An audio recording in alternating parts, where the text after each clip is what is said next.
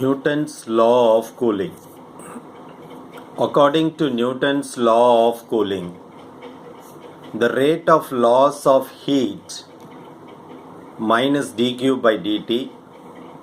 This minus sign indicates loss of heat of the body is directly proportional to the difference of temperature.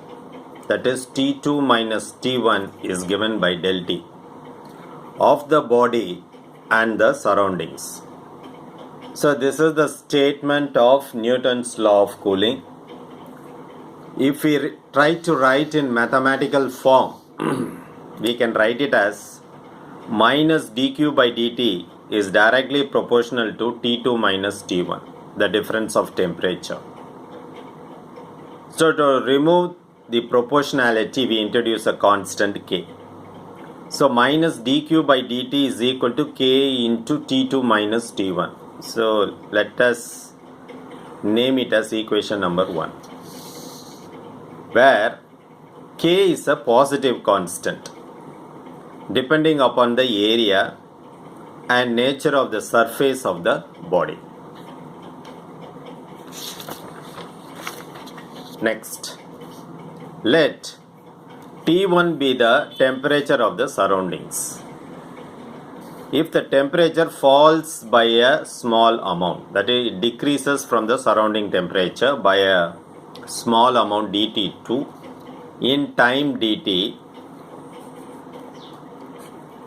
then the amount of heat lost is dq. Because time is very small, therefore small heat is lost. So dq is equal to ms into d22. M is nothing but the mass and S is nothing but the specific heat capacity of the body. Therefore, rate of loss of heat is given by, you divide this equation by dt. Here also this is divided by dt. Therefore, the right hand side is also divided by dt. Now it gives the rate of loss of heat because dq by dt. So dq by dt is equal to ms into dt2 by dt.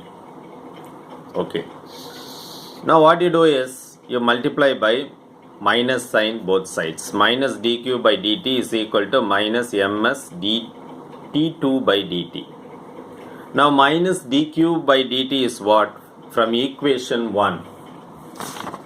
So equation 1 we already have minus dq by dt is equal to k into T2 minus T1. This is the Newton's law of cooling statement in mathematical form. Therefore, minus dq by dt can be substituted with k into T2 minus T1.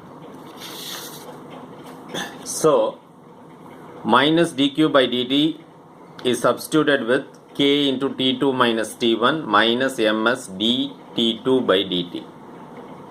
Now we try to separate the variables. We are bringing T2 minus T1 to the other side. We carry this dt to the other side, and similarly minus ms to the other side. So after doing that, we will be having dt2 divided by T2 minus T1 is equal to minus k by ms into dt. This k divided by ms can be written with capital K. So k divided by ms, everything is constant. So this k, capital K, is a constant into dt. Now we integrate both sides. So this side is integrated, right hand side is also integrated. Integral dt2 by T2 minus T1 is equal to minus k integral dt. If you try to integrate this one, you will get log with base e. Whenever we carry out integration or differentiation, it is always base e into T2 minus T1 is equal to minus kt plus c. We have to introduce a constant. When it is not a definite integral, we have to introduce a constant. So the proof of this integration we have done at the end of the derivation. Okay. Now what we do is we move this e to the other side. This whole term goes to the power of e. Okay. So after simplification we will get T2 as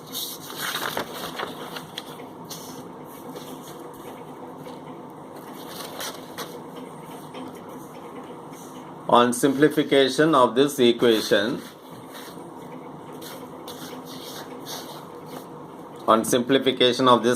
because e is moved to the other side, left hand side we have T2 minus T1 is equal to e power minus kt plus c.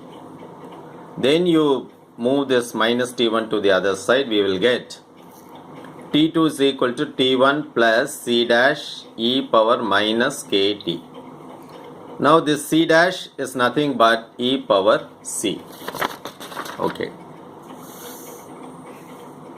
Using equation 2, this equation, we can calculate the time of cooling of a body through a particular range of temperature. So this is the equation by which we can calculate the time of cooling for the difference in temperature. Now we have to carry out the integration part. That's all. The derivation is over, but we will see the mathematics involved in this derivation. Okay. Now we have an integral dt2 by t2 minus t1. Let u is equal to t2 minus t1. I am changing the variable. This t2 minus t1 is u. Now if you differentiate this with respect to t2, du by dt2, if you differentiate t2, it is 1. This is constant, it is 0. Therefore du is equal to dt2. You bring this to the other side. Now we can write t2 minus t1 as u, dt2 from this as du. So integration of 1 by u, you all know that it is log u. So log u we have already declared, it is t2 minus t1, base is e. This is one part. Right hand side we have integral dt, which is equal to integration of dt is t. So in this equation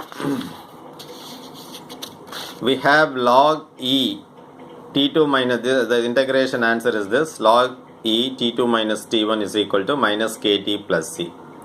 Move this e to the other side, this will go to the power. So what happens is t2 minus t1 is equal to e power minus kt plus c. Now this can be written as e power minus kt into e power c. Base equal means power can be added. E power c I am declaring, it's a constant, so I am declaring it as c dash, that is c dash is nothing but e power c, e power minus kt. So we have written here, therefore t2 is equal to t1 plus c dash e power minus kt. That's how we have got this relation.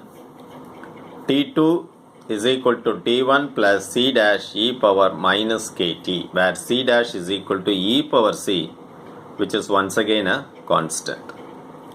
So that's all about the derivation part of Newton's law of cooling. Hope you have understood the concept. Thanks for watching. Nandri.